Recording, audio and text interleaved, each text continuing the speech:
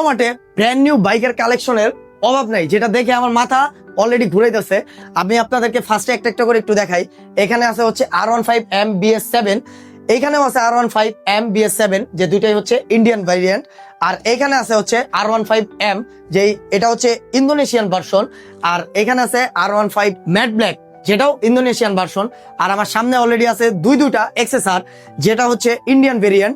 এখানে একটা এক্সেসর আছে এবং এখানেও একটা এক্সেসর আছে, যেটা হচ্ছে দুইটাই ইন্ডিয়ান ভেরিয়েন্ট। আর ইন্ডিয়ান ভেরিয়েন্টে কিন্তু ডাবল চ্যানেল ABS থাকতেছে। এখানে আছে R15B4, যেটা হচ্ছে ইন্ডিয়ান ভেরিয়েন্ট, আপনারা আরো দেখতে পাবেন। এখানে আছে আর একটা R15B4, এবং শুধু এইটা না, এখানে যত বাইক আছে সবই ব্র্যান্ড নিউ। বিশেষ করে আমার R15B4 এর যে বাইকটা ভালো লাগে, কালারটা ভালো লাগে, সেটা হচ্ছে এই কালারটা একদমই ইউনিক। এই কালারটা সচরাচর রাস্তায় কিন্তু দেখা যায় না তেমন ভাবে। যদি আমরা একটু এদিকে আসি, এখানে আমি একটা বাইক দেখতে পাইতেছি যেটার মাইলেজ দেয় হচ্ছে 60। একটু এই কথা হাইওয়েতে চালালে সেটা 75 পর্যন্ত দেয়। এটা হচ্ছে ইয়ামাহা FZS V4 হাইব্রিডটা। তার সাথে আমি যদি একটু ডানে যাই, সেখানে দেখতে পাচ্ছি আমার ক্রাশ, যেটা আমি নিজেও ইউজ করি, এটা হচ্ছে সুজুকি JSX-R। আর তার পাশে যদি আমি এই স্কুটিটার দিকে তাকাই, এই স্কুটিটা কিন্তু ভাই মাথা নষ্ট একটা স্কুটি। এই স্কুটিটা মানে আমি মালয়েশিয়াতে যখন পড়ালেখা করতাম, তখন আমি এইরকম স্কুটিগুলা, প্রিমিয়াম সেগমেন্টের স্কুটিগুলা দেখতাম, বুম বুম করে আমার ওভারটেক করে যেতেছে। মানে আমি V3 V4 নিয়ে ওদের সাথে টাইনা পারতাম না।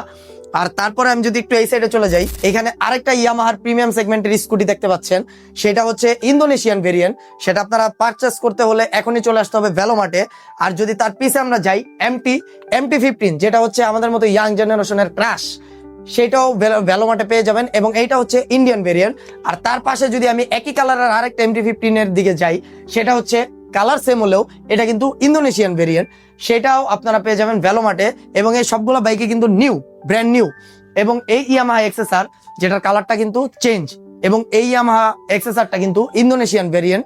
এতক্ষণ আপনারা একটু আগে দেখছেন যে ইন্ডিয়ান ভেরিয়েন্ট, বাট এটা হচ্ছে ইন্দোনেশিয়ান ভেরিয়েন্ট, যেটাই কোনো ABS নাই।